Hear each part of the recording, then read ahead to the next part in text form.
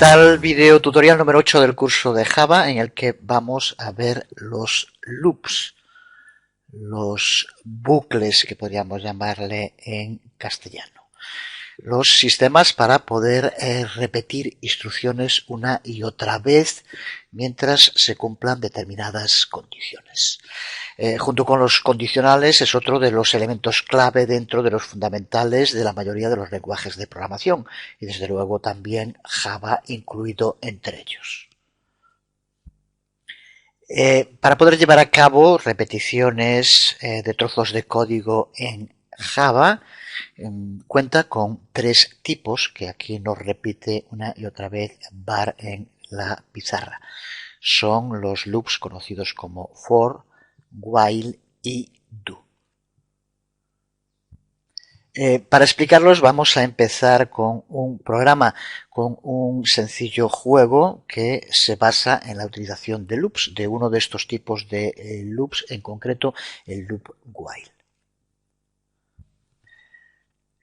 En este juego, que de momento ya podemos ver en pantalla, la computadora generará un número aleatorio del 1 al 10 y luego nos pedirá al usuario que escriba un número. Si el número que se escribe es incorrecto, el juego sigue y te pide que introduzcas otro número. Aquí es donde vamos a usar ese loop que se estará repitiendo hasta que se cumpla determinada condición. En este caso, la condición que se tiene que cumplir es que el número aleatorio que cree la computadora sea el mismo que el número que escriba el jugador. Cuando esto ocurra, el juego se termina. Lo probamos para empezar. Lo ejecutamos.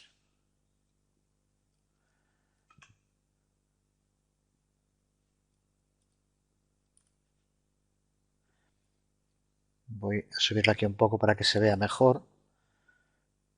Y como vemos aparece primero un saludo de bienvenida y aquí ahora nos pide que escribamos un número del 1 al 100. Vamos a escribir, para irnos poniendo por orden para saber cuáles escribimos, el 1 por ejemplo, y como vemos no coincide con el número aleatorio que ha creado el propio ordenador y por tanto aparece el mensaje. Aquí se está utilizando el loop.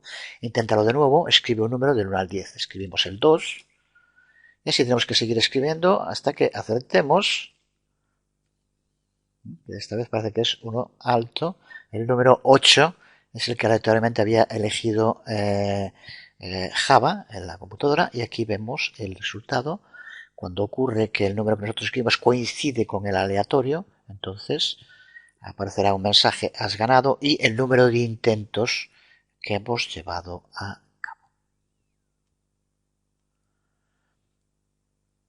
Como vemos dentro del código, para empezar tenemos que importar varias de las clases preconstruidas de Java que necesitamos para la creación del programa.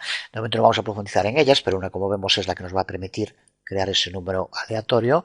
La otra es la de system, que nos va a permitir que cuando estemos escribiendo, como vemos aquí, el println, no tener que poner siempre delante system out, sino simplemente con out println ya nos llega.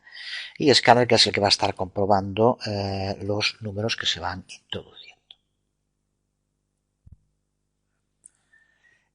Realmente aquí lo que nos interesa es esta parte, la que aquí tenemos, donde se lleva a cabo el loop while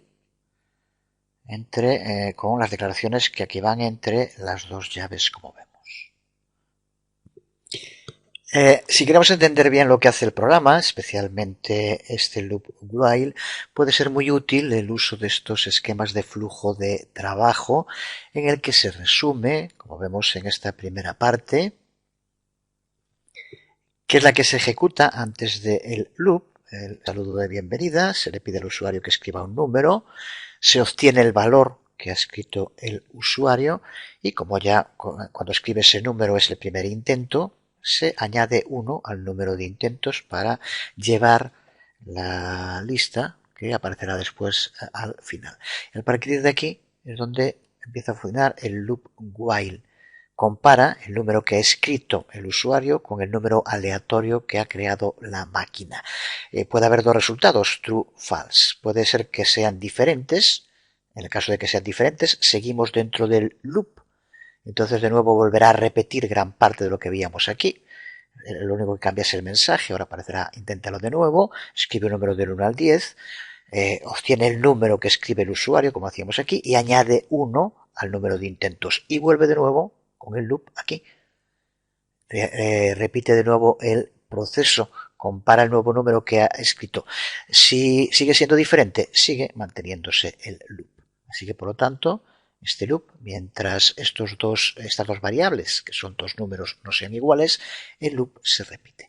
En el momento en el que los dos números sean iguales, se sale del loop y se ejecuta la última parte del código en el que aparece has ganado después de y el número de intentos que hemos ido guardando. Así que este tipo de flujos suelen ser muy útiles para entender bien el funcionamiento, en este caso por ejemplo, de un loop. Si nos centramos en el código, como decía, en primer lugar, lo que hacemos es importar tres clases para poder utilizarlas. La de System Out, que ya usamos tantas veces, Scanner, que como decía es la que nos va a permitir recuperar los números que vaya escribiendo el usuario. Aquí vemos cuando creamos un objeto de esta clase. Y como aquí vamos a recuperar el número que haya escrito en el teclado el usuario. En su momento veremos más en profundidad de las clases preconstruidas de Java. A continuación creamos una variable integer a la que llamamos num intentos, igual a 0 de momento, que será donde vayamos guardando los intentos que se vayan haciendo cada vez que se haga. Aumentamos su valor en 1 con cada iteración o repetición del loop. En los loops, cuando se habla de iteraciones, se habla de cada una de las repeticiones que se lleva a cabo con el código que forma ese loop.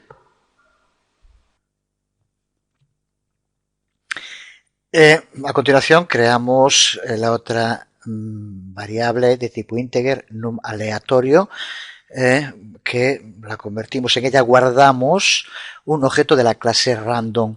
Aquí es donde vamos a ir calculando ese número aleatorio y para ello, como vemos, utilizamos el método nestInt de la clase random y hacemos 10 más 1. Recuerda lo de más 1 por el tema de que si no empezaría a contar desde 0 y sería de 0 a 9. Para que sea de 1 a 10, aumentamos el valor que nos devuelva siempre en 1. Y dentro de el código que ya va a empezar a mostrarse, de nuevo con el uso de outPrintln, en este caso como decimos ya si tenéis que poner system, la bienvenida e indicar que se escriba el número. Cuando escribe el número por primera vez utilizamos el objeto de la otra clase scanner para recuperar el número que ha escrito el usuario. Y como ya ha escrito un número, aumentamos el valor de la variable num intentos en 1, por lo tanto ya ahí aparecerá 1. Y a partir de aquí, como vemos, ya es el loop while, que es este trozo. Loop while que aquí tenemos en pantalla y que si quisiéramos traducir del idioma Java al idioma castellano, pues diría algo como lo que ponemos aquí. Mientras número escrito no sea igual a número aleatorio, repite una y otra vez las declaraciones incluidas entre las llaves. La condición que va a comprobar cada vez que se itere, se repita el loop, es si número escrito es distinto de número aleatorio, operador que ya conocemos. Si es así, por lo tanto, se cumple, se ejecuta. ¿Cuándo no se cumplirá? Cuando número descrito sea igual a número aleatorio, porque la condición no se cumple y entonces el loop se deja de ejecutar. Si la condición del while es true, verdadera, por tanto número escrito y número aleatorio no son el mismo, entonces lo que hacemos, dejamos un espacio usando un println sin más, a continuación inténtalo de nuevo como string, a continuación escribe un número del 1 al 10 de nuevo y ahora aquí, mediante el uso de nuevo del objeto de la clase scanner, recuperamos ese número que ha escrito el usuario y aumentamos en 1 los números de intentos que ha hecho el usuario. A partir de este momento se vuelve, como decíamos de nuevo al principio, y según el número que haya escrito se comprueba si es igual o no. Si no lo es, se sigue repitiendo el loop constantemente. En el momento en el que el usuario escriba un número que es el mismo que el que la computadora de modo aleatorio ha elegido, entonces esta condición es false, ya no se cumple, ya que las dos variables son iguales, entonces se salta todo el código del loop y se pasa a la línea siguiente después de la llave de cierre del loop. Que si lo vemos aquí en el código, cuando no se cumpla esta condición, por tanto cuando sean iguales las dos variables, salta del loop, se sale del loop y se ejecutan estas dos últimas líneas, en las que como vemos indica, has ganado después de, y aquí imprimimos la cantidad de intentos que hayamos ido guardando en la variable numIntentos. Un ejemplo sencillo pero totalmente operativo, un auténtico juego. De nuevo, no sería nada mal que juegues tú también con el código y que cambies cosas, lo readaptes, como la mejor forma de irse habituando a escribir código. Por ejemplo, podrías hacer que dentro del loop, aparte de la información que aparece ahora, simplemente con otro outPrintln, que nos indicara el número de intentos que lleva cada vez que haga loop. Así que por lo tanto piensa un poco cómo tendrías que hacerlo. Aquí sobre todo piensa si quieres que aparezca el número de intentos, si tiene que ir antes o después de la variable donde aumentas su valor. Así que por lo tanto, una práctica sencilla y lleva a cabo todos los otros cambios que creas convenientes para ir viendo el funcionamiento, en este caso centrándote sobre todo en el funcionamiento de los loop, del loop while en concreto. Hace un rato traducíamos, por decirlo así, del idioma Java al idioma español un trozo del código. Vamos a hacerlo al contrario. Cuando se habla de loops, sobre todo del loop más común, que es aquel que tiene que repetir algo un determinado número de veces, se suele poner como ejemplo aquellas frases que los profesores obligaban a repetir una y otra vez en la pizarra, un trabajo en el que Bart Simpson, por ejemplo, es un gran experto. Pero cuando el profesor le decía a Bart, escribe en el encerado 100 veces, no le meteré más sapos en el bolso a la profesora, por ejemplo, pues en Java esto, si lo tradujéramos, sonaría algo como lo que aquí vemos en pantalla. Configura un contador igual a 0, mientras que el contador sea menor de 100, escribe no le meteré más sapos en el bolso a la profesora y añade 1 al contador para ir aumentando. Sea lo que estemos haciendo, en muchísimas ocasiones nos vamos a encontrar con que hay algo que queremos que la computadora repita una y otra vez. Puede ser imprimir una línea varias veces, puede ser procesar los datos de 10 cuentas, puede ser llamar a 1000 números de teléfono, etc. Si tuviéramos que hacer para cada una de estas líneas de código escribirlo una vez, sería tremendo.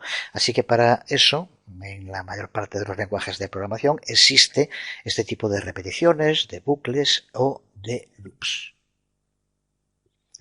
Pues en Java la declaración que repite un determinado número de veces determinadas líneas de código se conoce como loop o como declaración for. Vamos a ver en un par de ejemplos y explicar un poco más en detalle este tipo de loop, que es el más común. Aquí tenemos un primer ejemplo al que hemos llamado contador, muy sencillo. Si lo ejecutamos tal como está, vemos en el resultado que lo que hace es devolvernos 10 veces el valor del contador es, y en cada una de las iteraciones, de las repeticiones, el valor que vaya teniendo en ese momento, que como vemos aumenta en 1 cada vez que se lleva a cabo una nueva iteración.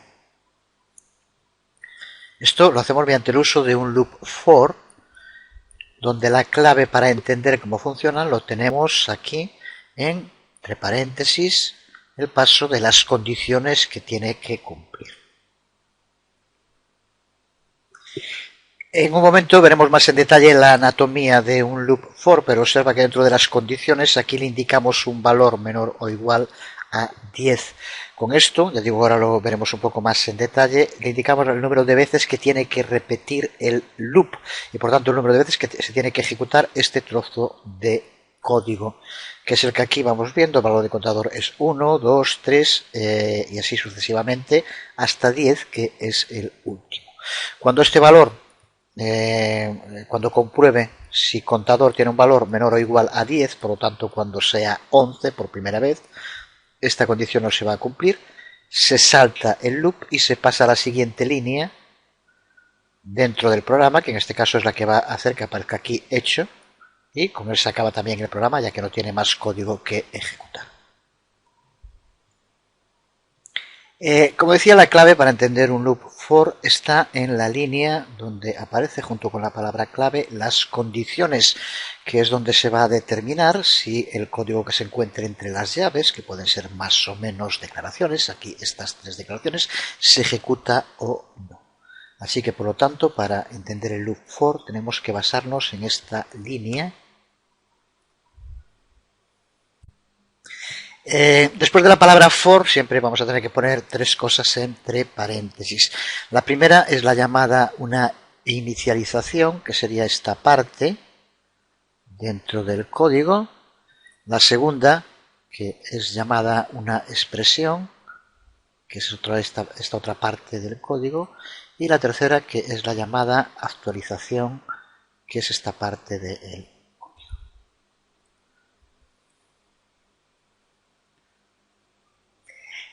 cada uno de estos 3 ítems que va entre paréntesis juega un papel distinto.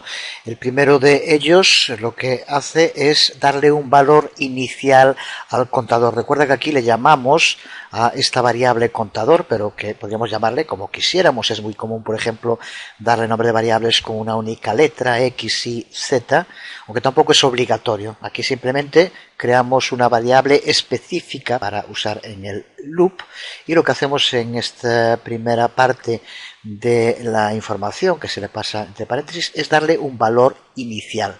Esta primera parte solo se ejecuta la primera vez que se inicia el loop for. Con esto, en este ejemplo que estamos usando, le damos al contador un valor de 1. La segunda parte, que es lo que se conoce como expresión, aquí es donde se comprueba si se cumple o no una determinada condición, una regla, y esta comprobación se lleva a cabo cada vez que se itera, cada vez que se repite el loop. Aquí, como vemos, lo que estamos comprobando es que contador tenga un valor menor o igual a 10. Mientras contador siga teniendo un valor menor o igual a 10, se está cumpliendo la condición y por lo tanto el loop se va a estar repitiendo. Y la tercera parte es la actualización, en la cual lo que hacemos es modificar el valor, actualizar de algún modo. No tiene por qué ser solo aumentando, podría ser también de otros modos, pero hay que modificar el valor que tenga contador, si no entraríamos en un loop infinito, ya que si el valor que tiene no cambia nunca, nunca se llegaría a cumplir la condición que hace que deje de iterarse el loop. Así que por lo tanto, para que un loop for funcione, necesitamos un inicializador, por decirlo así, un sistema de comparación y un actualizador del valor. Pues con lo que hemos visto hasta ahora, este código, este loop for, ya tendría que estar más que claro. Aquí lo que indicamos, creamos una variable de tipo integer a la que le damos un valor inicial de 1. Le indicamos como condición que el valor de esa variable sea menor o igual a 10. Y como actualizador, que cada vez que se itere, se repita el loop, aumente el valor de contador en 1. Y por tanto, esto, que es el contenido, la declaración bloque del loop for, se va a estar repitiendo mientras el contador sea menor o igual a 10, por tanto hasta que llega a 11, que es lo que vimos aquí antes cuando lo ejecutamos. Se repite 10 veces con las declaraciones que tenga y al llegar a 11 ya no se cumple esta condición, el contador ya no es menor o igual a 10 y en ese momento es cuando aparece hecho, porque ya se salta el loop y pasa a la línea siguiente, como aquí vemos. Facilito, ¿no? Pues sí que lo es. Las cosas muchas veces son más sencillas de los que alguna gente lo quiere presentar, bien porque ellos son incapaces de entenderlo o bien porque son amigos del oscurantismo. Casi siempre las dos cosas suelen ir juntas. Yo que viví muchos años en una dictadura, me cansé de escuchar a supuestos técnicos que empezaban a hablar en una jerga totalmente incomprensible y en un lenguaje oscuro, que lo único que intentaban con eso era demostrar que estaban en una especie de estadio superior y que era imposible que el común de los mortales los entendiéramos. Ese tipo de personajes existen, de personajillos, mejor, y son realmente peligrosos. Peligrosos en primer lugar porque son unos incompetentes, unos auténticos ineptos. Y en segundo lugar porque a mucha gente la convencieron de que ellos eran incapaces de poder hacer eso, simplemente con el modo en el que intentaban, ya digo, con esa jerga tan oscura, esconder sus propias incapacidades. Así que siempre que escuches a esta gente que cuando se ve algo así, dice, oh, es que eso es muy simple. Después cuando ellos explican algo, no hay quien lo entienda, no es porque ellos expliquen cosas muy complejas, sino porque no saben de lo que están hablando. Hay excepciones, siempre hay algún Einstein por ahí suelto, pero en el 99% de los casos es así. Si alguien ha entendido algo bien, tiene que saber explicarlo bien. Y para que lo entienda prácticamente cualquier persona, hasta un niño de 5 años. Y no voy a repetir el chiste de Groucho Marx tan bueno, que por cierto en la actualidad habría que también actualizarlo, porque con estos temas de informática no es raro que te encuentres con chavales de 16, 17 años, que luego que saben mucho más que muchísimos de 20 y 30 y de 40, 50 o más. Esa es la realidad. Y a veces se cansa uno de escuchar determinadas cosas de gente que después en la práctica demuestra que simplemente no tienen nivel por muchas razones para estar juzgando el trabajo de los demás. Así que en la red, que tiene cosas negativas y positivas como todo, una de las positivas es que cada uno es lo que demuestra que es. Nadie es un experto porque se ponga delante, soy el experto tal. Lo demuestras en la práctica. Haces trabajos que demuestras que realmente eres un experto en lo que dices. Y si no, mejor callado. Observo otro ejemplo de un loop for. Y a partir de lo que vimos se intenta entender qué es lo que hará en este caso.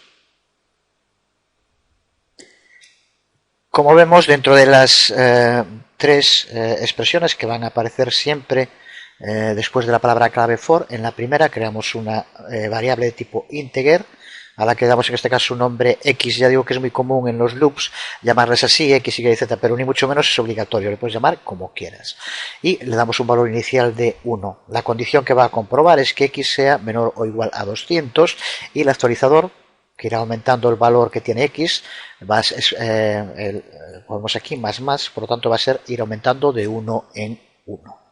Pues por tanto, mientras que x sea menor de 200, va a ejecutar el código que vemos aquí dentro.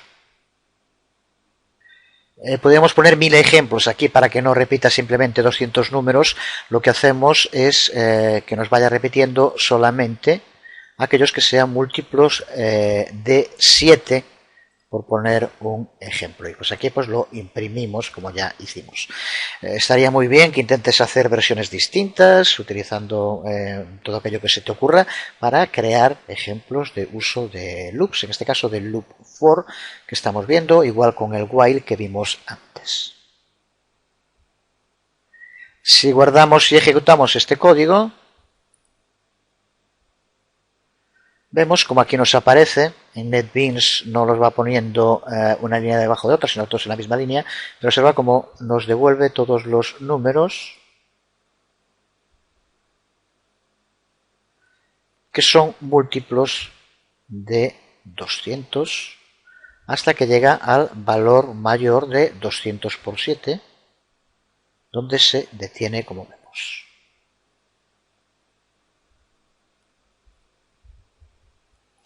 Vemos un ejemplo del flujo de un loop for, igual que hicimos antes con el flujo del loop while. Lo hacemos con el primero de los ejemplos de loop for que hemos utilizado. No estaría nada mal que intentaras hacer un flujo del mismo tipo para el otro loop for con el que hemos trabajado ahora. Aquí vemos de nuevo cómo lo que se hace, los pasos que se van dando. El loop se inicia dándole un valor de inicialización a la variable. Recuerda que ese valor no tiene por qué ser 1 tampoco, es el valor que queramos, pero que solo se ejecuta una vez, la primera vez cuando se inicializa. A partir de ahí, la segunda es la comparación, en la cual lo que va a estar comprobando es si contador es menor o igual a 10, que es lo que aquí le indicamos. Mientras la respuesta sea sí, es menor o igual a 10, se ejecuta el código que está dentro del loop, que recuerda que es un string, y aumentar en 1 el valor que tenga contador, que es lo que indicamos aquí en la tercera parte. Eso se va a estar repitiendo mientras contador menor o igual a 10 devuelva verdadero. En el momento en el que esto sea falso, por tanto con 11, pasará a ser no y aparecerá el código que está después del loop, que en este caso pues pusimos hecho, por ejemplo, o el que fuera. Pues ya digo, no estaría nada mal que hagas un flujo similar para el otro loop que vimos ahora de la creación de múltiplos o con cualquier otro que hayas creado. Veamos un tercer tipo de loop usado en Java y conocido como el loop do, o también como el loop do while. Se trata de una variante del loop while con el que ya hemos trabajado. En resumen, cuando usamos un loop while, ya lo vimos, comprueba una condición. Si esa condición es falsa, la declaración o declaraciones que incluye el loop no se ejecuta nunca. Por ejemplo, en el juego que creamos, mediante el uso del loop while, lo que hace es comprobar la condición si el número escrito es distinto del número aleatorio. Esto tiene que cumplirse. Si es así, se ejecutan todas estas declaraciones que van dentro de la declaración bloque del loop. Pero si la primera vez que se lleva a cabo la comprobación, número escrito y número aleatorio ya son el mismo, por lo tanto no se cumple la condición, todas estas líneas se saltan y ya se pasaría automáticamente aquí. Esto significa que el loop while puede que no se ejecute nunca. Si la condición, la primera vez que se comprueba, ya no se cumple, se saltarían todas las líneas. Esto es lo que suele ocurrir siempre y es lo que queremos que ocurra, pero puede que en ocasiones queramos que el loop se ejecute siempre como mínimo una vez. Con while, como vemos, no podemos conseguirlo. Si la condición no se cumple la primera vez, no se ejecuta. Por eso se ha creado el loop do while, que justo permite eso, que se ejecute el contenido del loop siempre una vez antes de llevarse a cabo la comprobación. Es algo así como poner, en lugar del while al principio del loop, ponerlo al final, que primero se ejecute una vez y luego se compruebe. Si ya no se cumple la condición, entonces deja de ejecutarse, pero al menos una vez se ejecuta siempre. Lo vemos de nuevo funcionando en un programa. Imaginémonos que le estamos preguntando a un usuario cualquier cosa y queremos que nos conteste y que conteste con sí o no, con S o N, por ejemplo. Seguro que lo has visto en muchos programas cuando se hace este tipo de preguntas. Pero ¿qué ocurre si el usuario, cuando estamos preguntando esto y esperamos que nos escriba S o N, bien por despiste, bien por lo que denominan los ingleses un typo, que se equivoque de tecla, en lugar de escribir S o N, escribe cualquier otro de los caracteres que están en el teclado? ¿Qué hace en ese caso el ordenador? ¿Cómo reacciona? Una de las alternativas puede ser que simplemente lo que haga es volver a preguntarle de nuevo si quiere que se borre o no y que escriba bien uno de esos caracteres, S o N. Se trata de un programa totalmente funcional. De nuevo tenemos que usar varias de las clases preconstruidas de Java. Cuando digo funcional significa que aquí vamos a hacer referencia a un archivo. Aquí lo vemos mediante el uso de esa clase IOFile de Java, y este archivo, si existe, va a eliminarse si le decimos que sí. para que funcione completamente. Como vemos, utilizamos de nuevo también la clase scanner para comprobar la información que escriba el usuario. Pero de momento en estos temas de clases preconstruidas no vamos a entrar. Lo que nos interesa de nuevo es esta parte, donde aquí tenemos, como vemos, el inicio del loop do while. Como vemos ahora, while va al final y lo que se hace en un principio es empezar con un do. Porque para conseguir lo que buscamos necesitamos un loop, pero un loop que repetidamente le pregunta al usuario si el archivo debe ser eliminado o no. Y ese loop tiene que mantenerse hasta que el usuario dé una respuesta significativa, sea S o N. Pero lo que tenemos que tener en cuenta es que el loop no necesita comprobar nada antes de preguntar al usuario la primera vez, ya que si en este caso lo hiciéramos con el while y no habría manera de hacerlo de este modo para que llevara a cabo la pregunta como queremos. Así que siempre lo que hacemos en principio es escribir la pregunta, borrar archivos sí o no y recuperar la información que escriba el usuario. Y a partir de este momento es cuando se ejecuta el while, que es el que vemos en esta parte.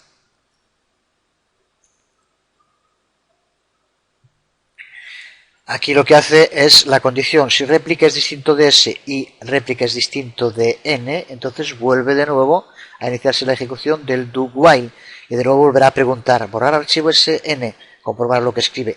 Si sigue siendo el while cierto, si sigue escribiendo algo que no sea S o N, vuelve otra vez a el do. Y aquí tenemos este ejemplo de do while, en el que primero muestra la información y luego ejecuta el while, como aquí vemos.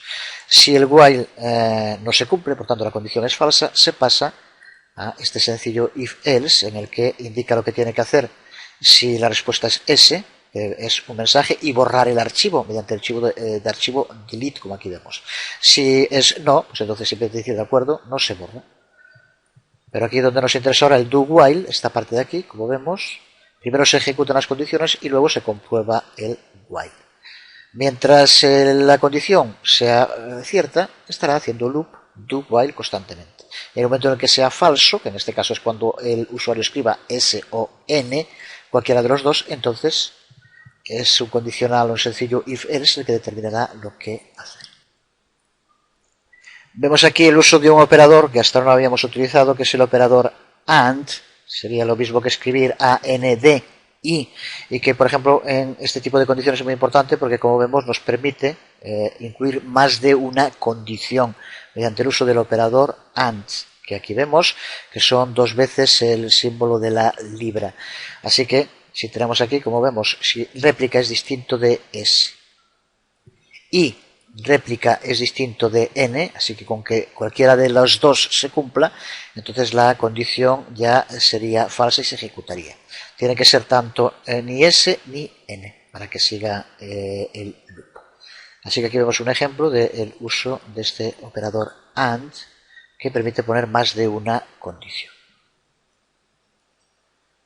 Por tanto, en este tipo de loops do while, lo que queremos es primero que se ejecuten por primera vez las declaraciones que forman el loop y que van en el do. Y es al final del loop cuando usamos el while para llevar a cabo la comparación entre las condiciones que se indiquen. Ahí es donde se decidirá si se deja de ejecutar el loop o tiene que seguir ejecutándose.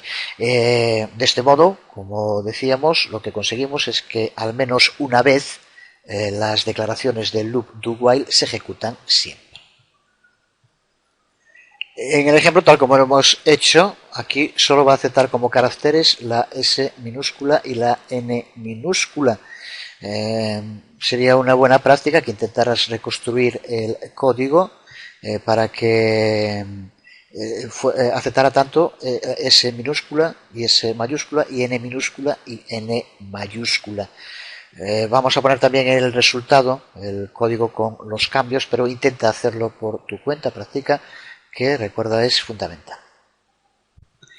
Aunque hacerlo directamente En el video tutorial, por razones del tiempo que lleva y también en ocasiones porque mientras vas escribiendo, hablando, pues es más dado a poder cometer errores, es muy sencillo. Podemos simplemente hacerlo aquí, donde hace la condición, mediante el uso de AND más veces. Simplemente tendríamos que comprobar también que no fuera cualquiera de los otros dos caracteres que decíamos ahora. Bueno, perdón, no pusimos el AND aquí.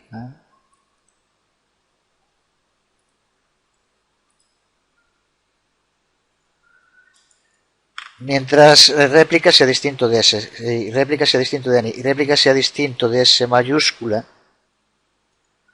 y repetimos otra vez lo mismo, y réplica sea distinto de N mayúscula,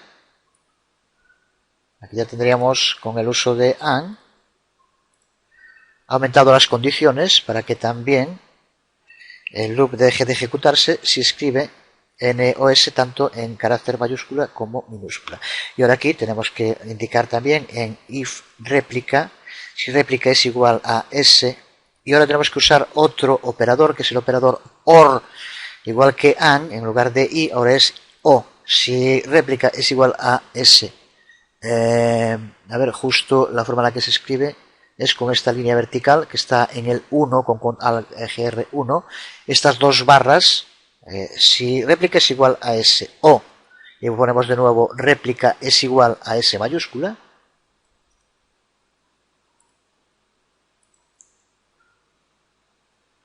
réplica es igual a S mayúscula, entonces pues lleva a cabo lo que el mismo de antes nos dice que va a borrar y borra con archivo delete. Y ahora hacemos lo mismo en, bueno, ya no, en este caso no sería necesario porque, bueno, vamos a tener que cambiar aquí en el else para poder indicar no, es un else, no es un else if, por lo tanto es lo que se ejecuta si no ocurre nada del resto. Y como aquí solo va a pasar con el while si se ha escrito S minúscula o mayúscula o N minúscula o mayúscula, este primer if da una respuesta si lo que se ha puesto es S minúscula o S mayúscula. Por lo tanto, en el else, la única alternativa que queda es que sean o bien N minúscula o bien N mayúscula. Creo que está claro. Son los que pasan el filtro de la comparación en el while, por tanto deja de ejecutarse el while, y en el if lo que hace es S minúscula o mayúscula. Entonces esto, si no es así, entonces sabemos perfectamente que tiene que ser o bien N minúscula o bien N mayúscula. Entonces aquí sería esta otra parte. Así que con esto, tal como está ahora, si guardamos y ejecutamos esta nueva versión del programa,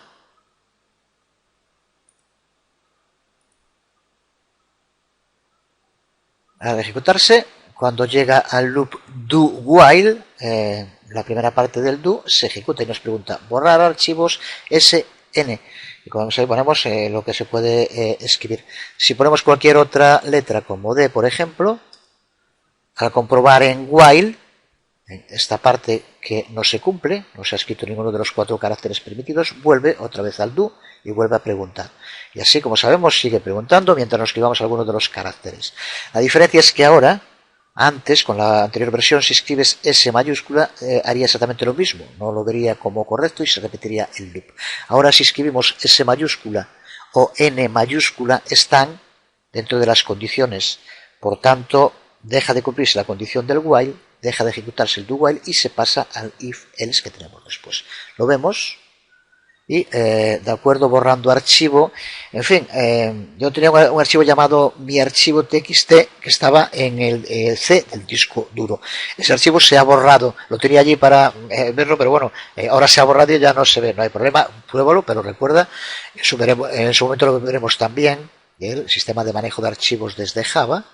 De este modo lo que hemos hecho es, le dije que era totalmente funcional, hemos borrado un archivo que se encontraba en el disco duro. Si hubiéramos puesto no mayúscula, pues pasaría a else y diría de acuerdo, confirmando no borrar o lo que fuera, simplemente el texto. En resumen, diferencia entre el loop while y el do while. Este tipo de loop do siempre lleva a cabo su primera acción sin comprobar una condición y garantizamos que va a haber siempre como mínimo una iteración del loop, se cumpla la condición o no. Veamos a continuación una serie de características especiales e importantes para trabajar con los loops.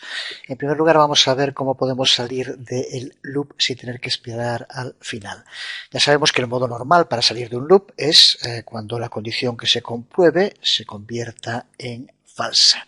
Y esto es así para los tres tipos de loops en Java que acabamos de ver. Pero puede haber veces cuando queramos que un loop finalice inmediatamente, incluso aunque la condición que está siendo comprobada siga siendo true, siga siendo verdadera. Podemos lograr esto con una declaración break y vamos a verlo en un ejemplo de código.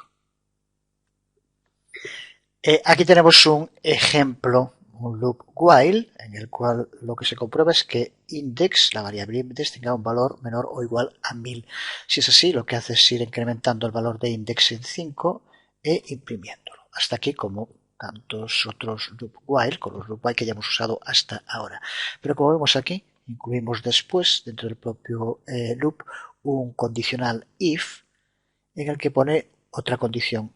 Cuando index sea igual a 400, entonces nos dará también un mensaje y usamos esa palabra clave break, que va a hacer que aunque la condición que se indica en el while no se haya cumplido, el loop se va a interrumpir. Por lo tanto, este loop tiene que interrumpirse cuando index tenga un valor de 400. Si ejecutamos el archivo,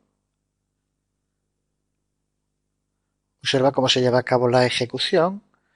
Va aumentando de 5 en 5 como se le indica, pero al llegar a 400 aparece el mensaje que aquí ponemos, index igual a 400 saliendo, y se termina la ejecución, aunque la condición de ser menor o igual de 1000 no se había aún alcanzado y por lo tanto seguía siendo verdadera. Así que por lo tanto un ejemplo concreto del uso de break para salir de loops, incluso aunque no se cumpla la condición que se le indica al crearlo. Otra declaración especial, palabra clave que podemos usar dentro de un loop, es la declaración especial continúe. Esta declaración hace que el loop se salga de la iteración que esté haciendo en ese momento, no se ejecute solo en esa iteración, pero que vuelva de nuevo al principio del loop y se siga ejecutando. Así que podemos indicar, vamos a ver otra vez en un ejemplo, una condición determinada para la cual queremos que el loop en ese momento no se ejecute, pero que vuelva de nuevo a reiniciarse. Sería, por lo tanto, con continúe, saltarse una de las iteraciones o de las repeticiones. Lo vemos también en un ejemplo.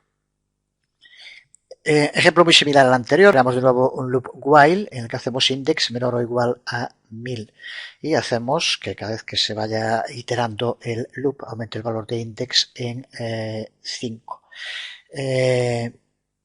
Ahora aquí en el condicional, como vemos, indicamos que si index es igual a 400, continúe. Y después que vaya imprimiendo el valor que va teniendo index en cada momento. Para el vídeo intenta figurarte qué es lo que va a hacer este programa cuando lo ejecutemos a partir de lo que explicamos ahora con continúe. Tal como está, con el loop while lo que irá es haciendo que aparezca en index 5, 10, 15, 20, irá aumentando de 5 en 5. ¿Qué ocurrirá con el continúe? Recuerda que continúe lo que nos permite es que una iteración concreta del loop no se ejecute y que salte a la siguiente, pero el loop sigue. Así que por lo tanto aquí lo que tiene que hacer es que nos imprime todos los valores que va teniendo index, excepto el de 400, porque este loop al tener el continúe se lo salta. Este loop, esa iteración del loop se la salta. Así que vamos a ejecutarlo también como hicimos antes. Y como vemos aquí, ejecuta todos hasta que supera el valor de 1000, como dijimos. Pero si vamos aquí y buscamos el 400, veremos cómo están todos, pero falta, como vemos, salta de 390 a 95, salta a 405. Falta el 400 porque esa iteración concreta del loop la saltamos mediante el uso de continúe. Así que las palabras clave break y continue que nos permiten darle una mayor flexibilidad a nuestros loops para conseguir algunas propuestas concretas sobre el modo de su funcionamiento. Podemos usar las declaraciones tanto break como continue con cualquiera de los tres tipos de loops que ya hemos visto. Vamos ahora con otra característica interesante de los loops, que es la posibilidad de incluir, de anidar un loop dentro de otro. Lo vemos en un ejemplo concreto. Siempre que empieces a ver código, es algo importante que seguro que ya vas haciendo, es un hábito al que todos tenemos que irnos habituando, es cuando vemos un código intentar del modo más rápido posible plantearnos qué es lo que va a hacer ese código. Es una forma, aparte de practicar, un modo de ir consolidando nuestro dominio sobre un determinado lenguaje de programación. Aquí, como vemos, de nuevo, después de crear dos variables de tipo integer, usamos un loop while. Como condición le ponemos que la variable target sea menor o igual a 100. Pero ahora, dentro de las condiciones que se van a ejecutar en este loop while, como vemos, creamos un nuevo loop que es un loop for. Y dentro de este loop for, a su vez, incluimos un condicional if y un break. El estudiar condicionales, loops, palabras clave, que por ejemplo en este caso por separado tiene una función teórica, pero en la práctica nos vamos a encontrar posteriormente con muchas veces con algo similar a esto, con un loop dentro de otro loop. El segundo loop que a su vez tiene un condicional y dentro del que hay una palabra clave break. No es nada complicado. Pero observa lo que ocurre aquí. Tenemos un while que se finalizaría cuando el target fuera menor o igual a 100. Pero dentro de él incluimos un loop for que, como vemos, cuando alcanza 50 hace un break, con lo cual de nuevo hace que vuelva a 0 y por tanto el while de target nunca va a poder llegar a 100. Por tanto aquí lo que tenemos es un loop que no termina nunca, algo que a veces es una pesadilla para los programadores, debido a que dentro el loop anidado for va a finalizar con el break, pero el finalizar el break resetea target y por tanto target nunca va a poder pasar de 50, nunca va a poder llegar al valor de 100. Lo comprobamos, lo probamos. Lo ejecutamos y observa cómo una y otra vez se va a estar repitiendo saliendo del loop for, porque el while no termina nunca. Y cada vez que se empieza el while, se inicia de nuevo el for y cuando llega a 50 vuelve a salir. Se inicia de nuevo el while y aquí estamos en lo que se conoce también como un loop infinito, un loop que no terminaría nunca de ejecutarse. Pero nos sirve para ver los anidamientos y vamos a ver ahora cómo podríamos solucionar esto. Esto, como sabemos, estaría ejecutándose continuamente, pero trabajando en NetBeans no tenemos problema de varios modos. Por ejemplo, pulsando aquí en el stop, inmediatamente ya hacemos que se detenga la ejecución de este loop, que si no estaría, como vemos aquí, repitiéndose constantemente. ¿Qué tendríamos que hacer si quisiéramos que saliera de los dos loops y no solo del que está anidado dentro del loop while? Pues para hacer esto posible tenemos que darle al otro loop, en este caso a esa declaración while, un nombre. A los loops se le puede dar un nombre y de ese modo, mediante el nombre, podemos referenciarlo desde el loop que se encuentra dentro. Por tanto, si un loop tiene un nombre, podemos usar la declaración break o podríamos usar también la continue que vimos antes para indicarle al loop dentro de un loop al cual aplicar el break o continue que estemos utilizando. Lo vemos de nuevo en el ejemplo, vamos a reconvertirlo. Y aquí tenemos un código muy similar al anterior, pero en el que ahora cuando salga con este break va a salir de los dos loops. Como decíamos, para empezar tenemos que darle un nombre al loop y lo hacemos de este modo. Aquí lo vemos. Antes de iniciar el loop while, tenemos que poner el nombre que le queremos dar a el loop, target loop, por ejemplo, y 2 puntos. Así que este es el modo en el cual le damos el nombre a un loop. Después de los 2 puntos, iniciamos el loop while como hacemos siempre. Y en segundo lugar, cuando aquí, ahora, lo mismo que hacíamos antes, dentro del otro loop usemos el break, tenemos que usar el break pasándole el nombre del loop, aparte del loop en el que se encuentra, al que queremos aplicárselo. Así que como vemos ahora, ponemos break target loop. Con esto, cuando llegue a 50 va a salirse del loop for, pero también se sale del loop while a indicárselo aquí con el break.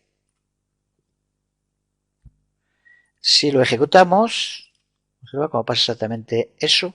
En el momento en el que llega a el valor mayor de 50, se produce un break, se acaba, pero ahora sale de los dos loops, no solo del loop for, porque aquí se lo indicamos. Así que también una característica importante, la posibilidad de darle nombres a los loops y posteriormente referenciarlos. Lo creamos dándole un nombre y 2 puntos antes de la palabra clave del loop, while, se podría aplicar a cualquiera de los otros loops también, y cuando lo llamamos, simplemente el nombre del loop sin los 2 puntos.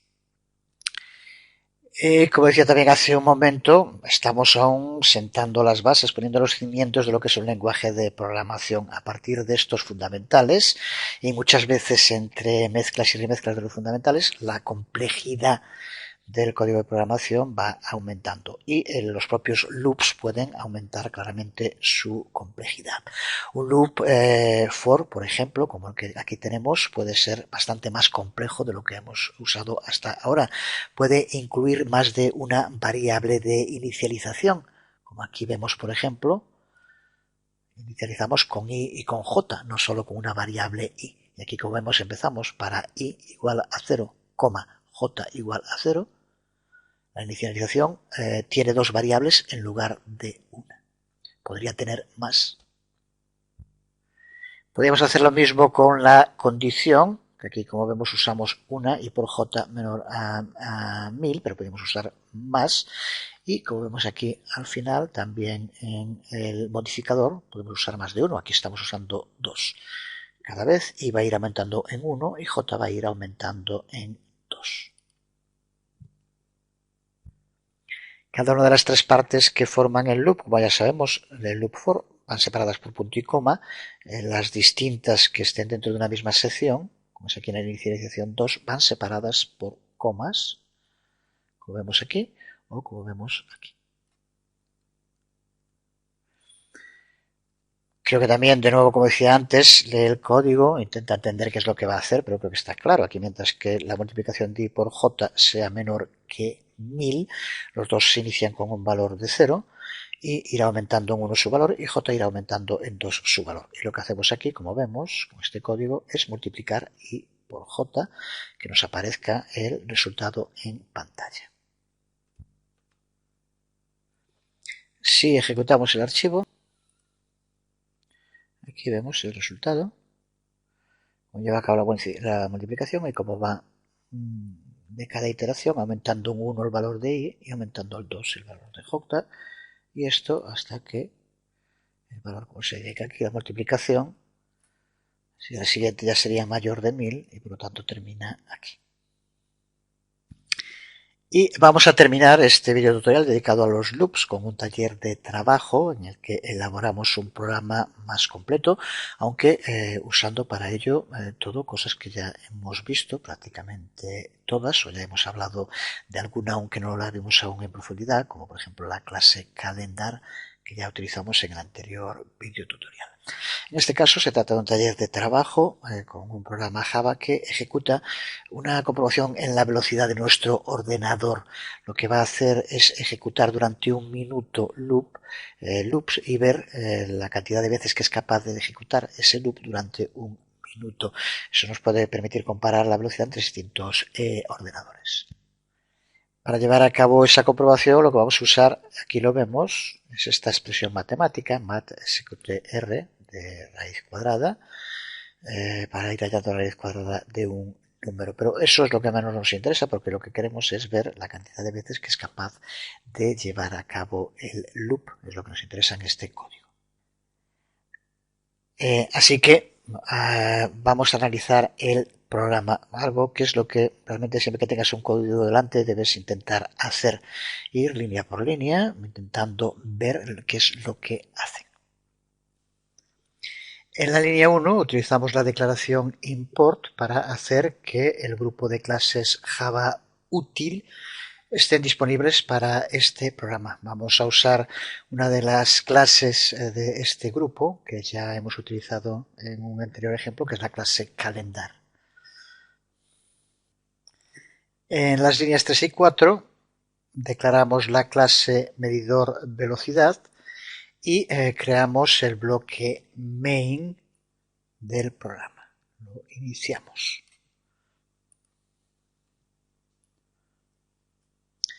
En la línea 5 usamos esa clase calendar de la que hablábamos hace un momento y creamos una variable de esta clase a la que llamamos start, que es donde vamos a tener el tiempo actual.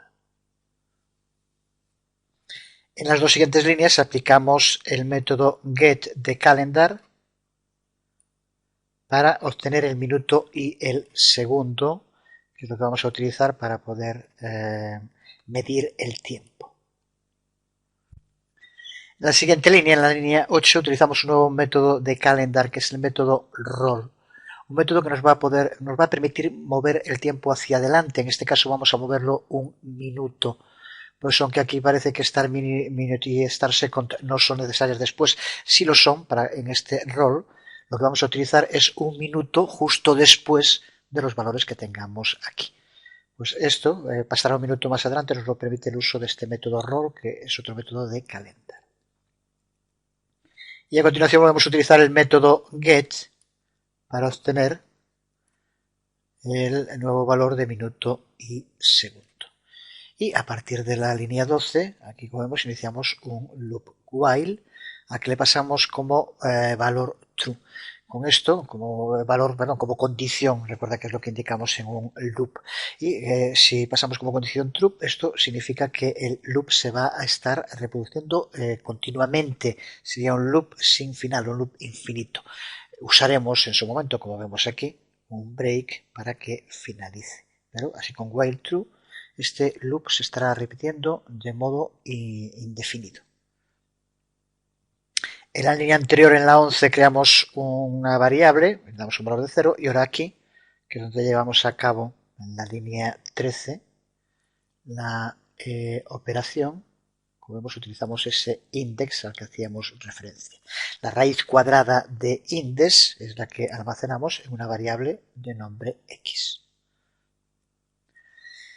En la línea 14, utilizando la clase Gregorian calendar, aquí vemos una variable a la que llamamos now, que es una instancia de esta clase. Se trata de una variante de la clase calendario. En su momento, cuando empecemos con programación orientada a objetos y con clases, hablaremos de esta clase dentro de las utilidades de Java, de las importantes para todo lo que tiene que ver con fechas, tiempo y demás. Y en esta parte del código, que son las líneas que van desde la línea 15 hasta la línea 19, estas que vemos aquí, es donde vamos a usar una declaración if dentro de otra, es donde el programa comprueba para ver si ha pasado un minuto, comparando el minuto y segundo actual con el valor de next minute y next second. Si han pasado, entonces mediante el break finaliza el loop while. Si no es así, index sigue aumentando. Si es así y por lo tanto ha pasado un minuto, se produce el break, se sale del loop while y lo que hace en ese caso es imprimir el número de loops que se han hecho, que son los que llevamos guardados en index. Se trata de un programa que puedes utilizar como juego para ver cuál es el ordenador que corre más. Por ejemplo, su modo es bastante rápido y fiable de poder llevar a cabo esas pruebas y ver la potencia que tienen los distintos procesadores. Yo la verdad es que no estoy para muchos trotes ni carreras, ni mucho menos. Incluso tampoco con los ordenadores. Ahora que estoy cambiando de casa, estoy con el portátil desde hace una temporada. Lo cierto es que prácticamente trabajo igual con el portátil que con el fijo, pero es bastante más potente el otro. Lo probaré en su momento también en el otro, pero en este ahora sí medimos la velocidad. tarda un minuto que no vamos a estar grabando, porque recuerda que es el tiempo en el cual va a estar haciendo loop, aumentando el valor de index, y que es lo que nos mostrará aquí. Cada vez que se hace un loop, index aumenta en 1. Así que al final ahí tendremos una cantidad, la cantidad de loops que ha hecho en un minuto, que depende de la potencia del ordenador. Aquí lo tenemos, vemos como el programa exactamente tarda en ejecutarse un minuto, pues ver lo que queremos, y aquí el número de loops que ha hecho en ese minuto. Unos 26 millones. Ya digo que es un portátil, pero también se puede utilizar como juego para comparar y así poder lucir el equipo tan potente que tenga cada uno. Pues con esto terminamos el video tutorial dedicado a los loops, un poco largo porque quise hacerlo todo en uno. Nos queda otro bloque dentro de los fundamentales, que son los arrays, al que dedicaremos el próximo video tutorial, el número 9. A partir del número 10 entraremos dentro del segundo gran bloque del curso, viendo programación orientada a objetos. De momento, por hoy quedamos aquí. Una vez más os habló Jesús Conde. Nos vemos.